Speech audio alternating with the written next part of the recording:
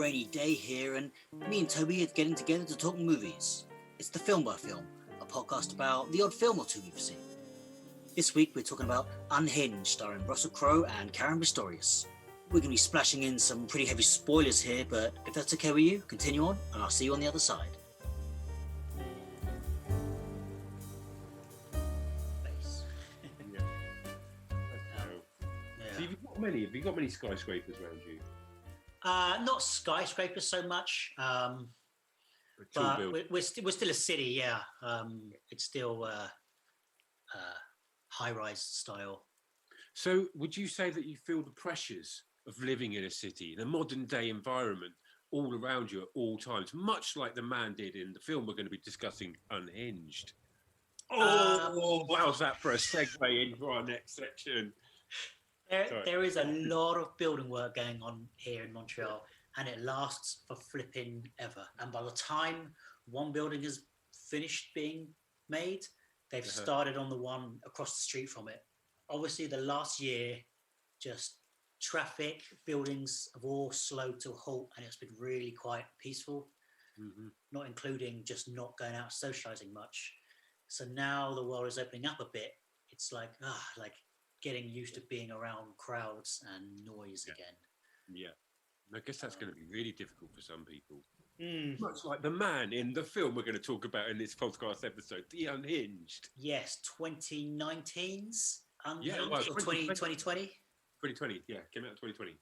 It was one of the ones that was supposed to reopen the cinemas after the first lockdown in the UK. Okay, because is this an Amazon film, do you know? No, it's not an Amazon film. Here in Canada, when everything else was pulled, this was like one of the few films that wasn't. So I kept seeing that poster, and The Invisible Woman seemed like the only two films out trying to hold cinemas together when everything else was pulled back. No, I bought it on Amazon Prime. Oh, okay.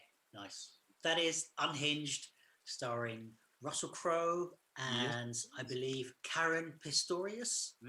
I'm not that familiar with her work, and she's been in such stuff as... Those are his facts. Nice. Oh, she was in the Mortal Engines, which I actually watched recently, and I couldn't picture who she was in that. But that whole film, The Mortal Engines, everyone just walks around like a weird glam model. I could not picture her in that movie. She was in Slow West, which is like a really lo-fi western, which I have seen and I really liked. I don't recollect her from that movie. But yeah, so it's a pretty small cast movie. It is a very small cast movie, The Unhinged is, yes, completely agree. And Russell Crowe, by far the sort of name carrying this movie. Never heard of him. I think we can get through this without going into mass end spoilers. What do you think? Unless you had something particularly lengthy to say about the end. No. Because it's not really plot-detailed movie. It's more about once the ball is rolling, like what it's about, and the details are kind of separable quite easily, I think. I think so. We'll give it a go and see what happens. So we'll warn it. Yeah, you can give an early warning if you want. Maybe spoilers ahead, maybe not. Middling. I don't know. Middling. We'll try not to ruin the ending, but maybe we will, because it's just easier. So this film opens with like a huge montage of rage cases, road rage and office rage, all news clips, which I think might be real, right? Yeah, it's exactly that. It's like a historical montage of just the escalation of pressure, like I was talking about earlier on in the intro, of pressure in modern day society that most people feel on a day-to-day basis, but it's becoming more prevalent with the more population growth and business booms and all of that sort of thing. It's a very similar sort of nod to Falling Down. I don't know if you've seen Falling Down. I have, yeah. I want to get onto that later, because everyone I've talked to has basically said it's like Falling Down, which I kind of disagree with. It feels like a very lazy comparison. But we can get to that at the end. I haven't got any notes to write it down. The central premise is of a society. A man on the edge, a man crossing the edge, and what he'll do. So it does have a similar theme, I guess, but to compare these films seems a little redundant. So you don't think it's we'll get to it later. We'll talk So all of that is just like the slow titles, just news reports. And we open on a man in his car. It's Russell Crowe in his car. And Russell Crowe plays a character. Yeah. Do you have a name? Man. Unhinged man. Man, that's it. Because the point is, it can be any of us. Okay, right. Well, I mean, I think this is a man, and that's all he is. It's just a man, and he's faced a succession of knocks throughout his life, and they've culminated in this one big whack that's been dealt to him. So he pulls up in his car in the nighttime, and he's looking pretty. I don't think stressed. I mean, Unhinged is the perfect title for this. Yeah. He's sat there just like almost just hunched over the wheel. You can feel the tension in his body. Like it's just, man, I bet he's got a knot or two in his back. Yeah. Like he does not look happy. He does not look like he's relaxed in quite a while. He gets out of his car, kicks the door down. It's a truck, I believe. Is it a truck? It's like a big SUV. Yeah. And it's quite, it's a hench vehicle, proper American. It is very reflective of him. Yes. I just thought Russell Crowe would put on weight because throughout and the in-between of his movies and over the last years, he does appear in those sort of crappy, glossy magazines as look, he's out of shape again. But I was reading some trivia and he was wearing a fat suit. He did not want to gain weight for this. Oh, really? Because he's just, I guess he's... Yeah, I mean, I think he is, I don't think it's fair to say out of shape, but he is not the physique he was when he was Gladiator. Well, they play on his overweightness because his breathing is very laboured, isn't it? It's like, he's got that deep, sort of like almost a chest infection, weight pressure thing going on just through the level of unhealthiness that he's let himself slip into. I think that's probably one of the contributing factors to what happens next in the... But he never really looks like fat. He never looks like an out of shape guy, if that makes sense. Like he's monumentally big with power. Like a bear. Yeah, I guess like a big bear. Like you could say, that's a big guy, but in the sense of I wouldn't want to mess with him. My only hope would be to maybe outrun him. That's exactly that. I think that sums up brilliantly. Is like he is a massive guy in a one-to-one close quarters combat. He'd probably snap you in half. But if you turn and legged it, there's no way he's catching you. Right. But so he's got this huge SUV, which kind of reflects him, just bigger than everyone else. I guess later on they'll go out of their way almost to make it the biggest car on the street. Yeah. It's this rainy night, and he's in his car looking pretty unpleasant, and he just gets out, kicks in a door, batters the people inside, and sets ablaze. He picks up a hammer, doesn't he, from the truck, and you see him walking. I think you see him walking through the rain with this hammer, pumps the door through, and then just... And we sort of stay by the car. The camera just sort of pans and does not go in the house. We just see it all from an open front door and the sound foley, I guess. And that's kind of the opening to the movie. He just sort of comes out and drives off. Yeah. We cut to, I've forgotten her name already, Karen Pistorius' character, Rachel. And she's not a single mum, but she's a recently divorced mum. And her life is just kind of hectic. Yep. Typical single mum's life most days. She's sort of struggling to be on time. I don't think it's like precocious kid. He doesn't seem particularly kooky, but I think he's more like, I guess, forced to grow up a little.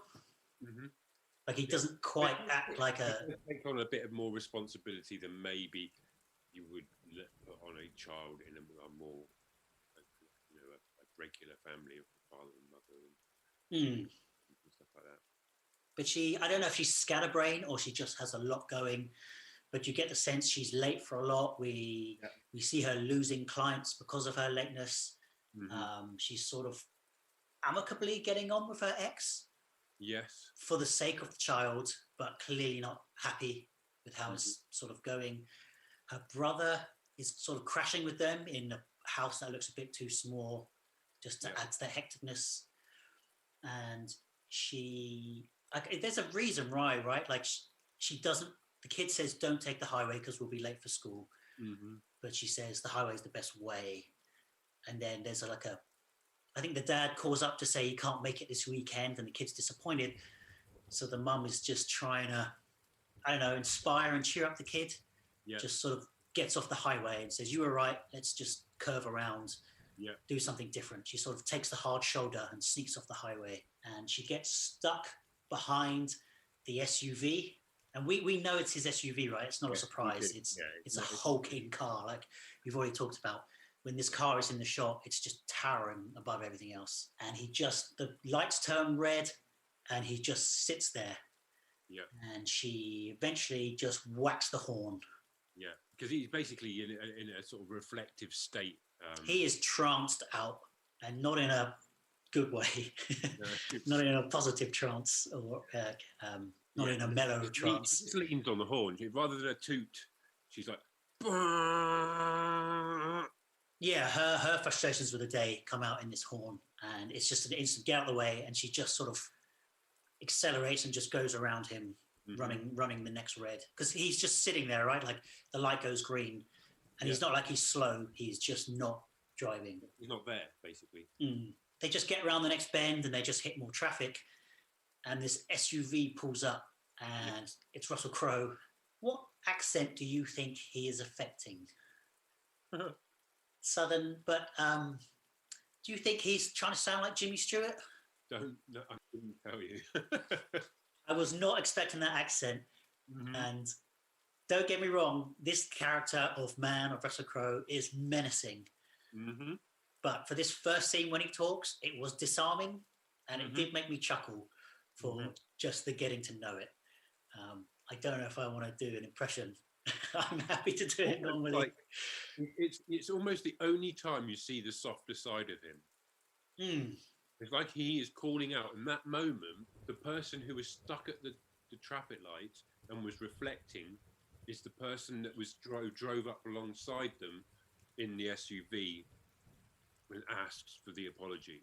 It's the last moment you get to see probably Russell Crowe before everything started going wrong. In that reflective moment, he was shook out of it, and the character that was doing the reflecting had the good moral essence of a personality. So you think like looks out and looks for an apology, basically. Right. So he basically does the window down, and he's like, "I'm sorry, I got caught. I apologize." Yeah. And the mum's not really having any of it. She didn't really want to roll the window down. It's the kid who rolled the window down. And she's sort of like, whatever. And then he just but he sort of switches over and says, "Now I need you to apologize." And she's like, "What are you talking about?" And that's when he says, "You couldn't give me a courtesy toot, like a just a, like an attention grab of a horn rather than the blasting." And she refuses to apologize, saying, you know what I mean? She's kind of in her own mood. She's got her own shit to deal with. And she's not really having it. Yeah. Then he just sort of does the face. If you've seen the poster, that's the perfect shot of his face. The poster is like mostly hidden by the steering wheel. It's not even a full face. I think his hand is covered, but his eyes are just scrunched in with this watery glaze. And again, Unhinged is the perfect title for this film. Yeah. So right, here's a question for you based on this section up until now, right? Do you think his initial reactions to the lady and what she did there with the thing were justified, including the anger that's harbored underneath? Or should either of them, well, obviously both of them could have done a better job, but was he right to pull up alongside her and ask for an apology? And keep in mind, listener, that neither of us are drivers. We both got a license, but neither of us have really driven to. Okay, but like I stopped driving pretty much when I passed the test, because I sort of moved to London and I've been in cities since. So I haven't experienced road rage itself. So just keep that in mind as we go forward with speculation. So just quickly, I'm going to come back to that, but he basically just pulls out a threat and says, "People like you, or what's wrong with the world, you think you know a bad day, I'm going to show you a bad day." Yeah. And then I think she just sort of drives off and loses him.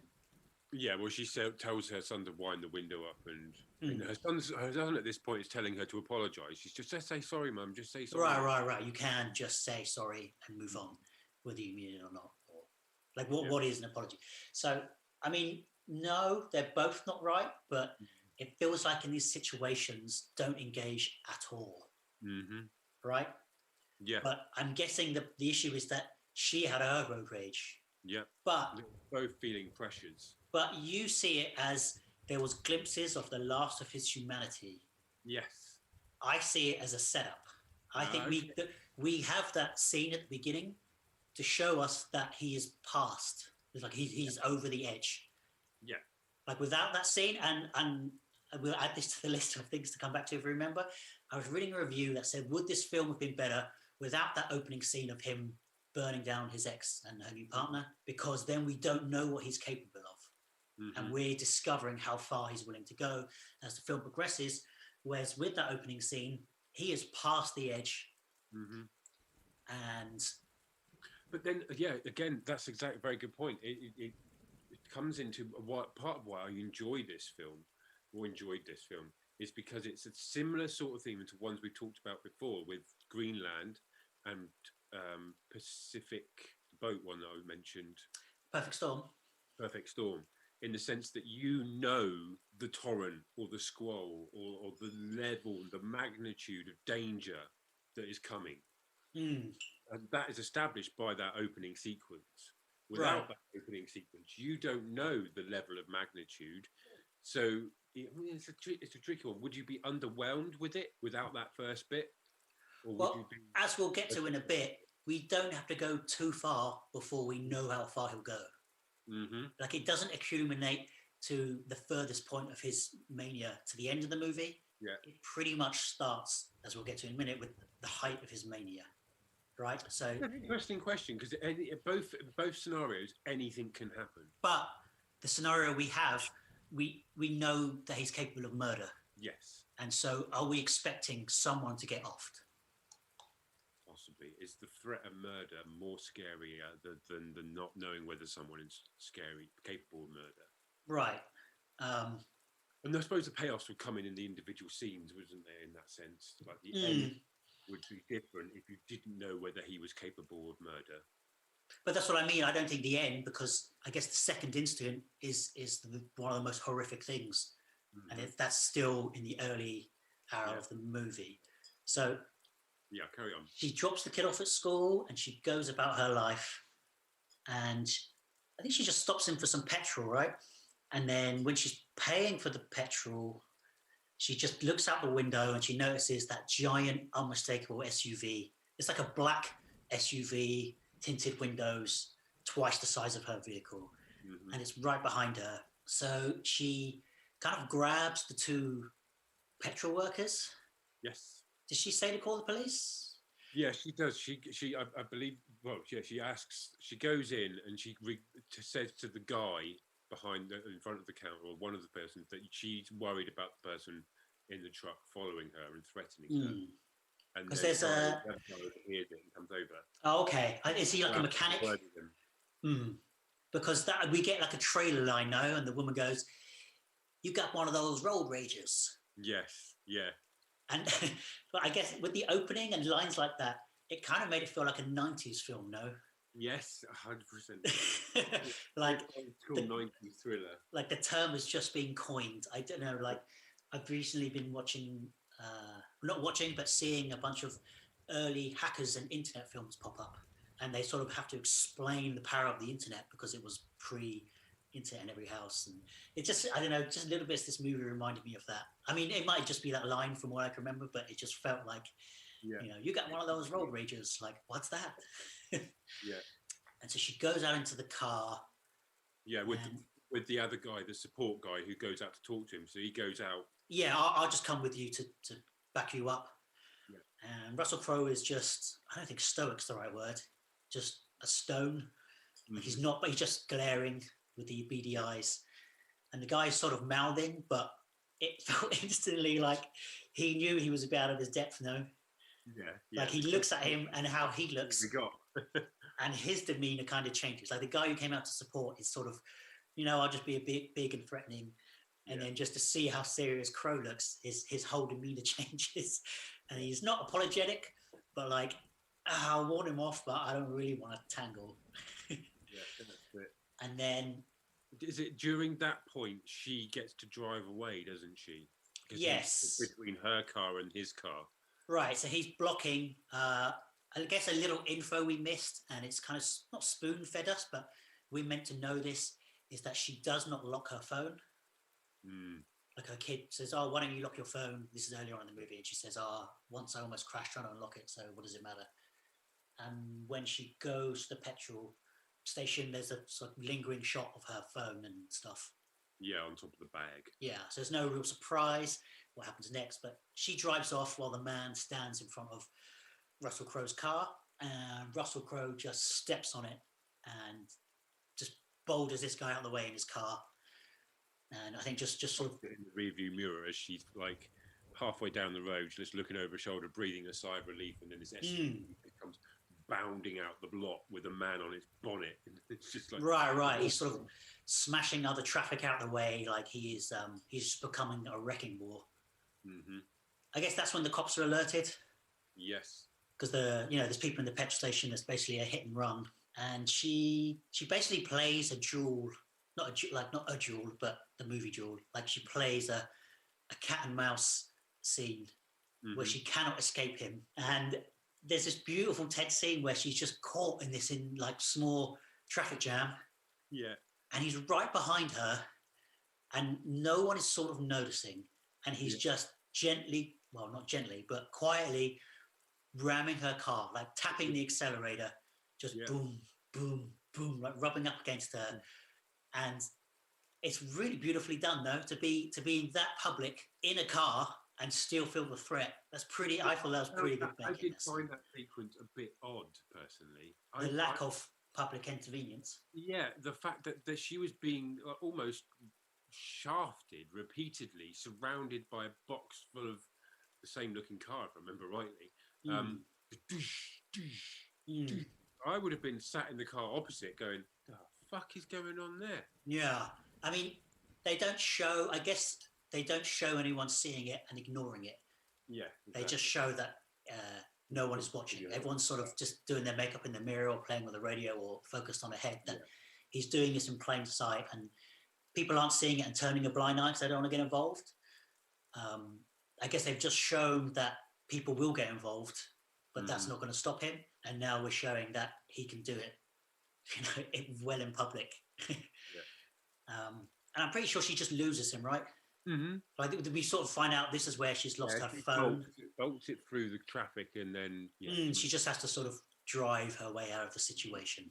And she sort of pulls up under a bridge to just sort of, I don't know, take a breath and hopefully let him pass and get away.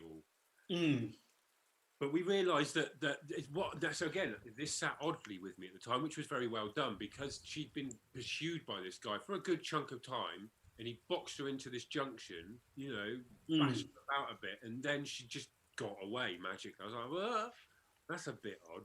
But then it turns out that it was probably, was deliberate, because he had the upper hand at this point and he could afford to let her go. Like, this is just, I don't know if it's part of his game, but he can afford to let her go, because a phone rings under her seat and it's not her phone. And she answers it, and it's basically the guy, and he says, I told you were going to have a bad day. I have your phone. He starts going through her contacts. She's sort of saying, I think she tries to apologize, but he's like, we are past that now. Yeah. And then this is the bit I really, really, really like, this bit in the film. Oh, of course. So, but what does he say to her? He basically says, give me a name on your phone. But does he say what he's going to do? Tobie, was the coffee scene before this? Yeah, because then she goes to the brother. What was the coffee scene? So she is supposed to be meeting a friend who is, I don't know if it's her lawyer, but helped her with her divorce. Okay, yeah. Oh, yeah, flipping it. There's that whole bit in the coffee. Is that before this phone call? Oh, no, it's simultaneous, right? Because she has to have the phone to listen in on it. So is it? Well played. So I think, doesn't she have like a meeting reminder or something like that on her phone, and he goes to... Yeah, so basically her phone is unlocked, so all her text messages, her contacts, and she is supposed to be meeting a friend in a specific coffee bar, and she can't because she is now under a bridge in shock. and she gets a call. Of course, she gets a call, and it's him, and he says, "I want you to listen to what's going to happen next." And he just puts the phone on speaker in his pocket. Yeah.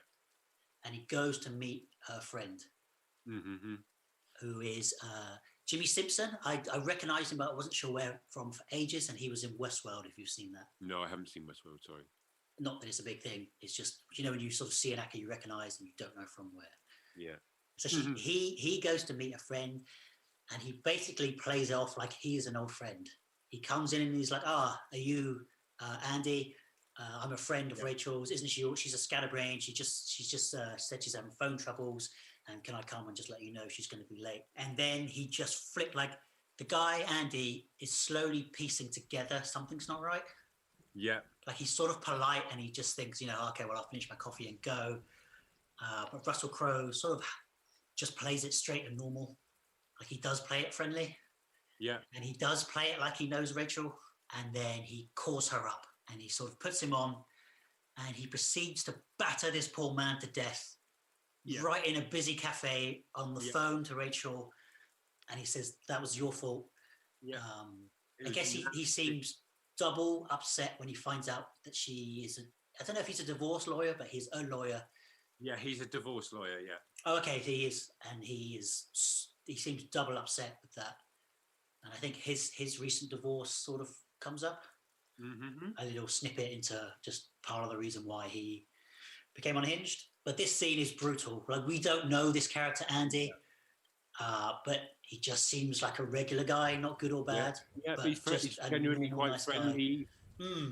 Cares for his mate. And this is, I guess, the first glimpse of the powerhouse of Russell Crowe's character. Yeah.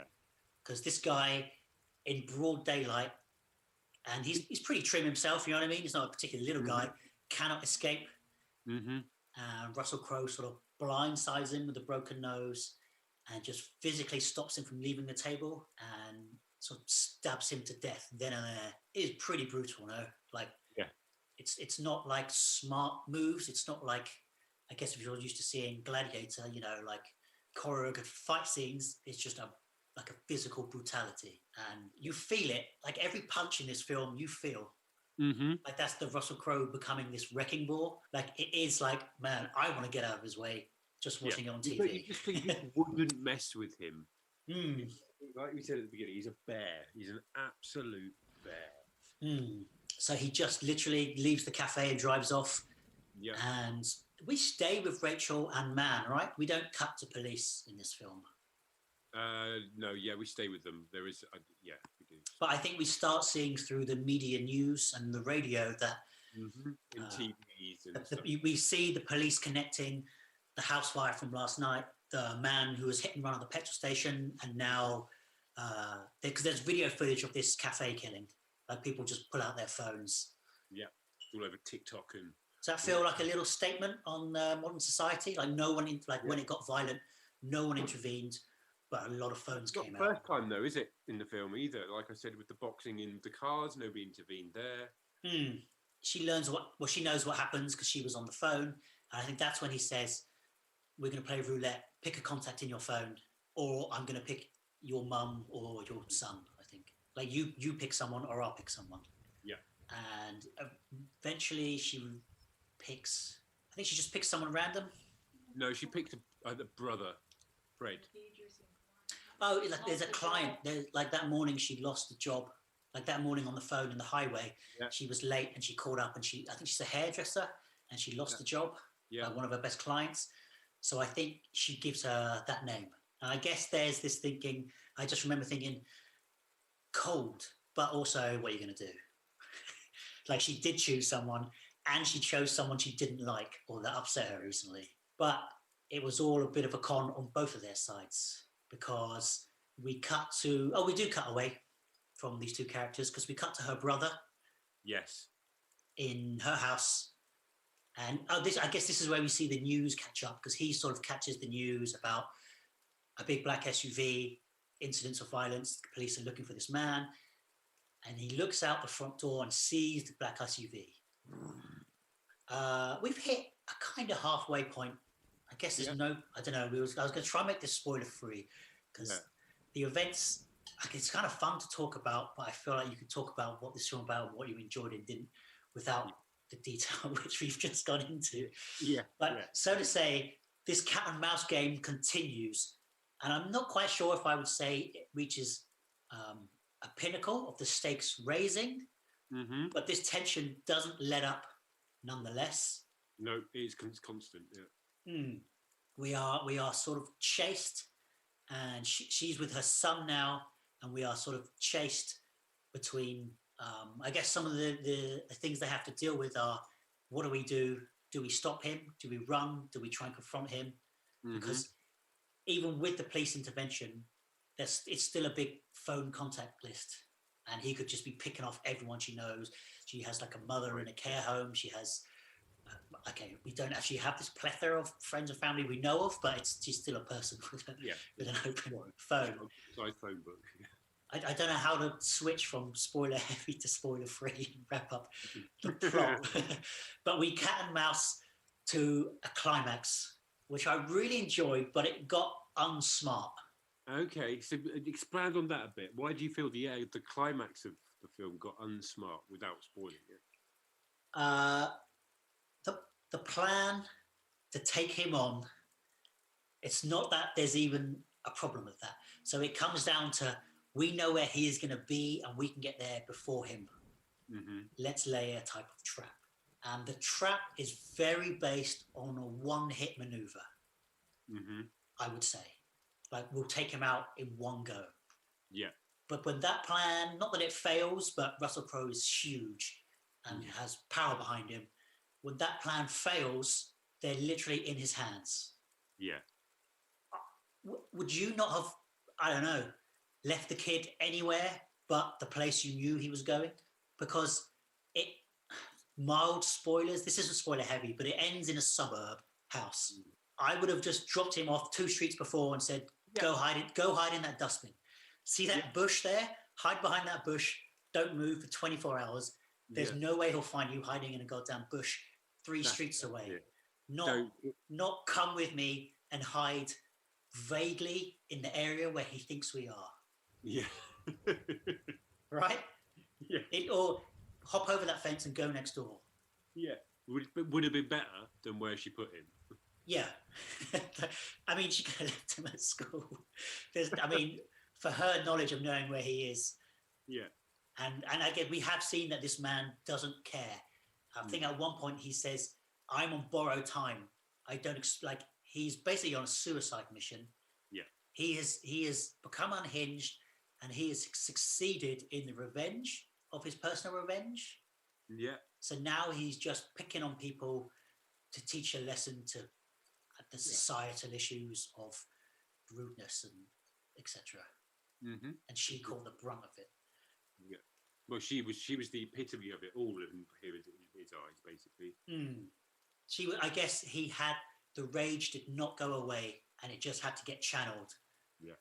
And she was just wrong time and place. Wrong time, wrong place. Right. Because I don't know. There's probably a lot of horrible YouTubers. I don't know. You're a huge Marvel fan. The whole Thanos wasn't wrong. Thanos was in the right, and not a villain. I don't know if this movie is going to get the same treatment, where there are YouTube essays that she was in the wrong and that he was just misunderstood. I don't know if we'll get it for this, but she did not deserve this. When you were asking me earlier about was she in the wrong? Yeah. I mean, I don't want to say yes because of the events that took place. No one was in the right, that's for sure. But I didn't want to say that she was in the wrong, because it would kind of lead to, well, if you're in the wrong, then you got what's coming. You deserve, yeah. Right. Did you enjoy the end of this movie as a climax? Yeah, I felt like predictable. Yeah, definitely predictable. I did find, like you say, it was a bit silly, the child and where they put them. I don't think I'm using it. Disappointed mildly that they took it away from the vehicles. Okay. I thought the ending would have been more in motion rather than more poetic to end how it started. Yeah. Which it there is if you will, a farewell to the car part of the movie. They don't just leave the cars. There is an end, like the setup that I was talking about of to try and trap him was sort of car based. Did you feel? I don't think I'm using the term final girl right, but you know how someone is all powerful until the final fight, and then suddenly someone can hold their own against someone who could fight off an army single handedly. Yeah. Did you feel that with all his power, there is a lot of physical violence towards the end towards her? Like he is not afraid to punch a woman, and she took a lot of violence to her. Yeah. She kind of kept getting up. Yeah. Well, she is not a big woman. No. And not that it took me out the movie, but she not brushed off, but she took a punch that would knock a strong man out flat, I feel. And kept going kind of with a clear head and reforming the plan. Yeah. She managed to shake off a giant man pounding her, like a wrestler-sized man. She managed to take on a wrestler and just kind of keep going. Yeah. She was kind of like, to coin a Marvel phrase from you, it's like her Hulk mode. Right, you can argue the adrenaline, danger, and a woman when her siblings are in trouble will do almost anything to protect them. Right, I think this is true, or it's just become an urban legend used in films to show this off. But when a car's burning, people have ripped the car door off in that sort of adrenaline fueled. Yeah, anything can be achievable when the situations are right. So not that it took me out the movie, but I guess they did not uglify her after these punches. No. Like, I don't think it's going to be a surprise if we talk about what happens to her after the movie. Because it doesn't feel like the type of movie where evil will prevail. But so to say, she's like, her hair's a bit messy. She does not have the giant black eyes I would expect. No. Yeah, she's definitely glorified, as you say, sort of like prettified towards the end. And there's something, we can cut this, but I need to talk about it. You can tell me if this is a spoiler. It ends with her driving away what feels like a couple hours after the incident, not going to hospital, not no police interview.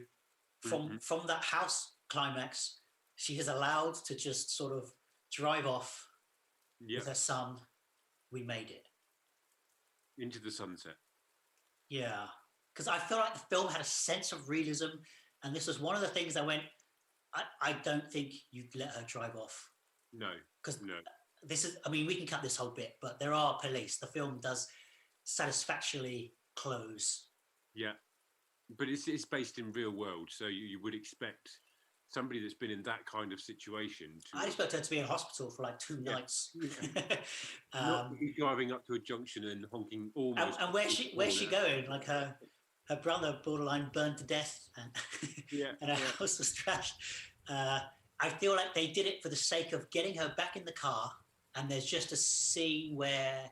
Does she end up in the other seat? Like someone else honks at her really aggressively and drives off? No, she almost honks a horn at the driver, but decides against it.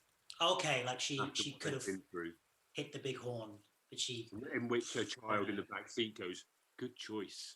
Yeah, I don't know if that's supposed to be a comment. I'm pretty sure it's not a, hey, guess what? She learned a lesson. I'm pretty sure it's like a cheeky gag, like, won't be honking that horn again anytime soon. Yeah. This doesn't, for me, count as the ending of the movie. If someone was to say, what do you think at the end? I would think of the climax end, not the closing end. Not the button. Not that this ruined the movie, but it did feel a bit like... It's exactly what it was. It was, oh, come on. Yeah, almost like... It's a very on-the-nose way of saying, look, she learned her lesson. Do you think producers potentially said, this isn't really the upbeat ending? Can we upbeat it a bit? And this is the best they could come up with. Possibly. Now, I want to make it clear, I actually did really like this film. This will be where I sort of do a bulk editing of this. And so I've become very aware of the downer in me. This is only our second film one, but I guess for me, it's more fun to talk about what didn't work. It's kind of easier and more fun to talk about flaws and what was stupid. Like when we did Greenland, you can tell me if I'm wrong. Did you feel a bit defensive of that film? Defensive? Not really. No. I really did. I really liked Greenland. I really liked this as well. I thought they were both very, very good films. Because I did like Greenland. I just didn't love it. It was just a perfect entertaining movie. Yeah. I definitely was flying the flag for Greenland, and you were like half-mast with your flag. I think I felt like it was just another cataclysmic movie. And although it told a different story, we're going into it again. We had like an hour of it last episode. It was that good. People go back and listen to that. But anyway, I actually really enjoyed this movie. Yeah. I don't think it will particularly stand up. I can't see myself like raving about this or becoming a favorite, but to watch it on a Friday night with some popcorn, it hit that spot beautifully. Yeah, it's a balls to the wall, nail biting ride through the unhinged mind of a man out of control. Because it really exactly what it says on the tin. It's what you want it to do. That's what it did for me. Was it didn't try to do anything special. It wasn't pretending to be anything more than it was. It was just a very pissed off guy going about doing something really quite fucking mean. And I thought Russell Crowe brought his goddamn A game to this. Yep. And I think, do you ever feel like the less expected for him? Like, so I listened to a bunch of reviews before, like this morning or last night, to see if I could figure out a consensus whether people liked or didn't like it. Yeah. And it seems like a very 50-50. Some people thought his performance was like spot on and genuinely terrifying and menacing, which I'm on the board of. Whereas others seem to find it quite sleepy and like he was just sleepwalking his way through it. Yes. I kind of don't agree with that one. No, I don't agree with that one. I felt like he was having fun. I guess I don't know the last Russell Crowe film I've watched. I guess the strange thing is for me with Russell Crowe is in interviews and in real life, he just comes off as quite serious. Yeah. And I guess because of all the sort of stuff of him fighting and sleeping with other people's wives and fighting them like brutish. But he actually looks like, when I'm watching a film, I actually get the sense he's having fun. Which is not conflicting, but you know what I mean? When you picture someone being, I guess, a bit grumpy and serious, you don't expect them to have that shine of joy in being on a set.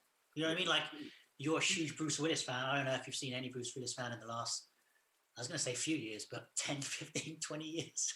Yeah, I've seen a fair amount of Bruce Willis's films for the last 5-10 years.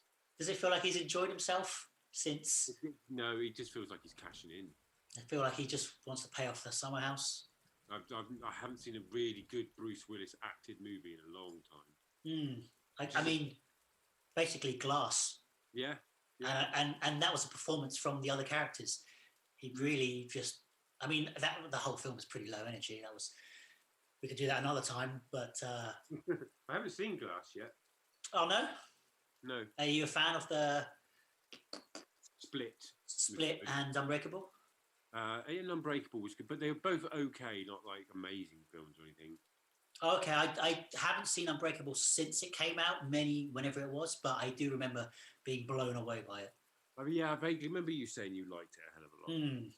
I mean, I thought all the acting was pretty on spot for this one. There's sort of a limit to where you can go when you're being terrorized. Like the rage actor just doesn't get a broad spectrum of emotion to go through because it's just you're being terrorized and you have family to care for. Which is not, it's not a film that calls for it. You don't want to see the other side of her in this sort of film. Yeah. But the note she had to hit, she hit pretty spot on. Do you think the film asks you to feel any sympathy for the guy? No, I was expecting that, and that's what it didn't deliver. I was expecting a scene, some sort of scene in the rain where he says like, "What about me? What about my wife who left me?" And you know what I mean? And everything I've been through. We do not get a pitiful sorry state for him. No. I do think the physical violence ensued on the innocent people. It's like whether they intended to have it or not, it's not going to matter. Like it's not going to work after we've seen what he's done. Yeah. And so why bother? Yeah. I'd agree with that completely. And this is we can come back to this now. Why? I can obviously totally see why people are going to say, yeah, it's like Falling Down. Have you seen Falling Down? Mm-hmm. Oh yes, Falling Down. Let's go with that. But I feel like that is a totally different movie with almost a totally different point to make that is sympathetic to Michael Douglas. He kind of terrorizes LA, but he is not brutal to untoward people too. He is not victimizing genuinely innocent people. We can say he picks fights and he shouldn't have done that in Falling Down. Yeah. But when we look at it, he comes across, when we look at the people who physically get hurt by him, it is like a KKK, like a Nazi, like a neo-Nazi, gang members who are walking around with drive-by weapons. Yeah. Right? It's the wrong of society, basically. Yeah, the innocent side are not getting messed over by him in that. Yeah. And I think that for the time that film was out, that's kind of probably how I think that's how they wanted to play it. But yeah, do you think I guess Unhinged wasn't exactly like genre bending, and also we follow Michael Douglas. We get to know him, and we kind of want to know him in Falling Down. You don't want to know any more than you do with Russell Crowe. Yeah. Or it's safe to say that the little you do know is enough. Yeah. Like he is an angry man who feels, I guess, de-emasculated, and he's snapped, and he is gonna just force it back onto himself by taking it out on anyone and everyone. Yeah, I completely agree. That's a very good way of differentiating Falling Down from Unhinged. It is one man against anger versus one man against the system, really. System. Like all throughout Falling Down, the Dixie take, I feel like we're almost on his side. There's a scene where he goes into a type of McDonald's and he wants a breakfast burrito, but they're like, hey, we start serving the burrito at 11 o'clock. And it's like 11:01. Yeah. And those are kind of stupid things we can relate to. Like, oh yeah, that is frustrating. Why is that arbitrary rule? I mean, I watched that film as a kid, and now I'm older, and you sort of have a job, and you've worked in these crappy jobs. You want to go, yeah, no, that is annoying when someone comes in after closing hours asking for stuff. Yeah. But to follow on from that scene, it's like he asks for a burger, and then when it comes, it's like this floppy, sad excuse for a burger, not the bright, vibrant picture. I don't know if you remember that scene, and it's just little things like that which are putting us on Michael Douglas's side. Yes, he is within that film. He is heading towards his wife, and there is oh God, what's he going to do? But I mean, I remember watching that film pretty young and deep down knowing that he wasn't going to harm her. Yeah, I would have to watch that film again to refresh myself, and as an adult to readjust my view and to see the stuff I didn't pick up on. Yeah, you can compare it to Unhinged all you want, but you're not getting the same view. I mean, you're not getting the same message. I'm not really sure Unhinged has a message. No, it's the beginning kind of felt like it was going to make a comment on society with that intense media footage thing. Yeah, but it stops there, really. Yeah, that is just it's just that is almost an attempt to give I feel like give the man some sense of reasoning for the excessiveness of his reactions at the beginning. You could cut in. It's everything else as well, and all of that sort of thing. It's like very on the nose. There's a couple of moments in this film that are just like the honking of the horn at the beginning, near honking of the horn at the end. It's a bit cheesy. It is exactly like you said earlier on. It's exactly what it's meant to do. It does really, really well, and that is give you a very pissed off guy in a car hunting people and tormenting them, and then it's just about, like what you said, how far will he go in that tormenting? What directions will he go in? Right. So now I guess, is it gore porn, you could ask? No, I mean, it's entertaining and it's good gore porn if it is. Yeah. The scenes of violence are brutal, but they're not necessarily over the top. They're just slightly more realistic to a Hollywood fight than you would expect. That's why I was saying at the end, when she can sort of get up and carry on, it breaks that feel of the violence is real a little for me. And so this is why I guess I wanted to talk about it more at the end, so we didn't randomly spoil our spoilers.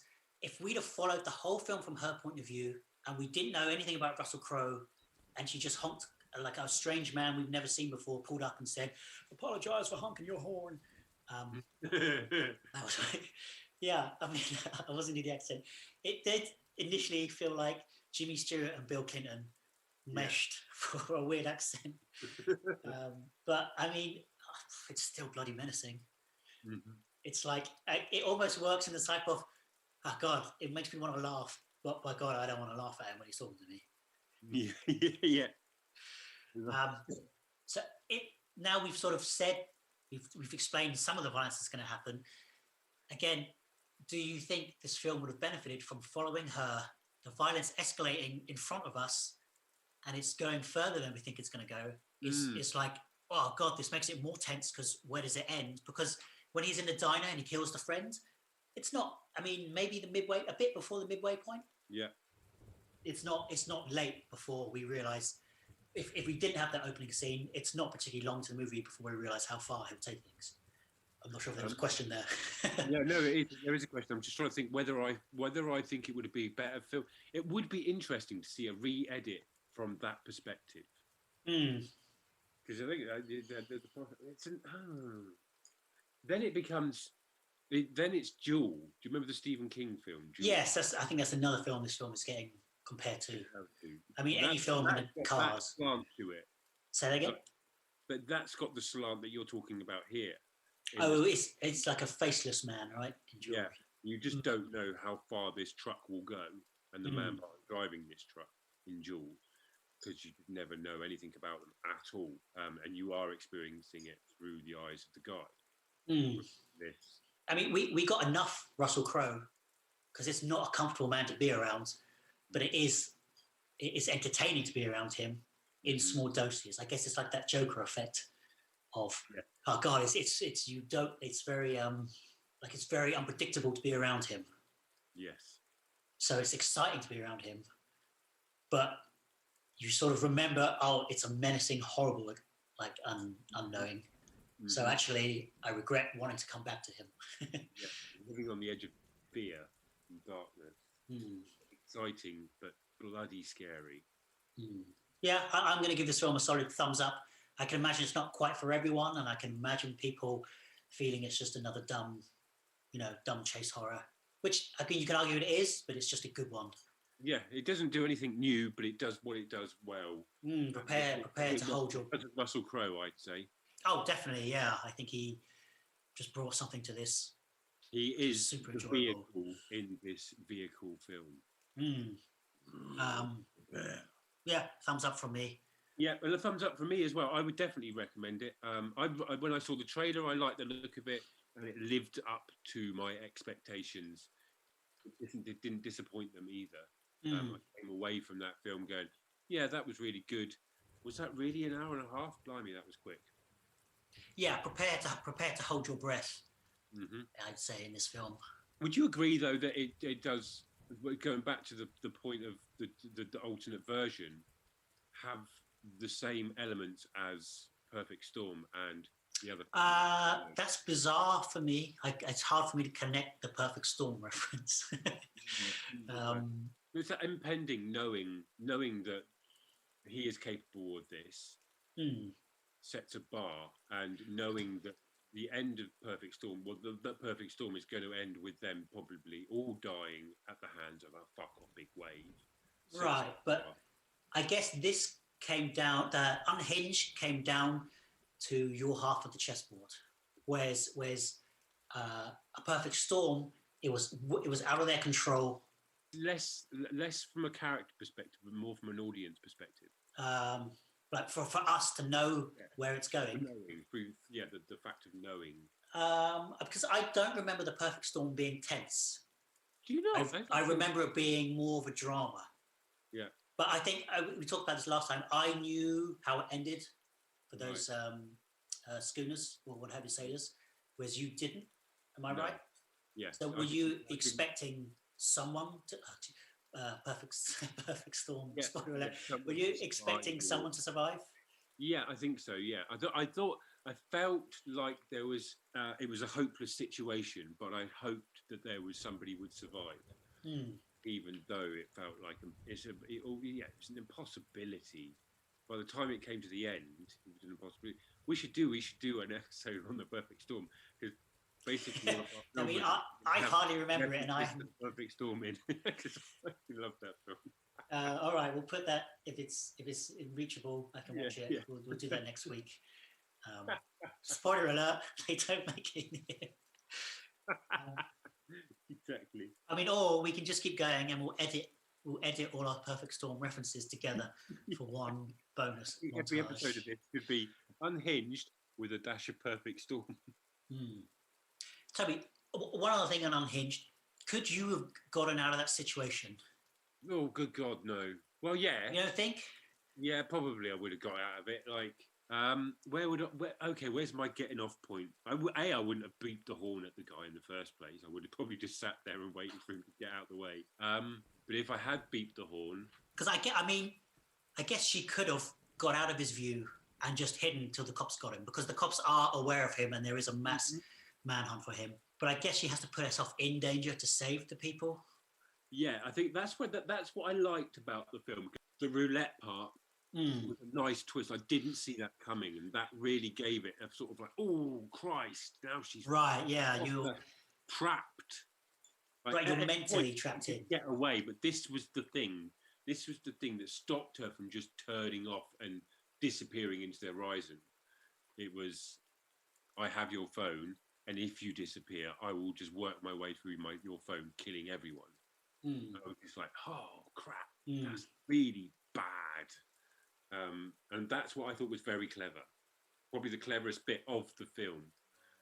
I feel like if this film is about anything, it's about the sort of millennial fear of losing your phone and someone else getting it, and the worst that can happen. Lock your phones, people.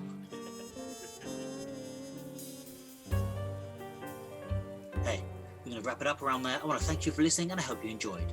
Hope to see you again next time, and until then, support your local cinemas and have a great day.